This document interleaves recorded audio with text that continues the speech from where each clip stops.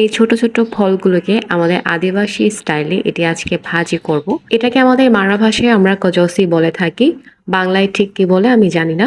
এটা খেতে কিছুটা করলার মতো তেতো। আজকে আমি আমাদের পাহাড়ি আদিবাসী স্টাইলে ভাজিটা করব, যেভাবে ভাজিটা করলে আসলে করলার মতো তেতো একদমই হবে না। এই জসিকে ফার্স্ট আমি থেতলে নিয়ে নিচ্ছি। থেতলে নেওয়ার পর এখানকার ভেতর থেকে ছোট্ট ছোট্ট বিচিগুলা বের হবে, এগুলো আমি জল দিয়ে ভালো করে ধুয়ে ফেলে দিব। এরপর জল দিয়ে ক্লিন করার পর চুলার মধ্যে অল্প তেল দেন পেঁয়াজ মরিচ রসুনগুলা দিয়ে হালকা একটু ফ্রাই করে নিয়ে নিচ্ছি। এরপর আমি পরিমাণ মতো লবণ হলুদ তারপর কিছুটা টেস্টি সল্টটা অ্যাড করে দিয়ে দিচ্ছি। টেস্টি সল্টটা অ্যাড করে দিয়ে দিলে কিন্তু তিতা আর ফিলটা হবে না। এরপর আমি কিছুক্ষণ নেড়ে চেড়ে এখানে নাপ্পিটা গলিয়ে নিয়ে নাপ্পির জলটা আমি এখানে মিক্স করে দিয়ে দিয়েছি। সেটার ক্লিপটা নিতে আমি ভুলে গেছি। তারপর আমি এক্সট্রা করে কোনো জল আর অ্যাড করিনি, কিছুক্ষণ ঢেকে রেখেছিলাম। এরপরই কিন্তু হয়ে গেছে আমার এক জসি ভাজিটা। একদমই তিন সত্যি এটা একটু তিতা হয়নি।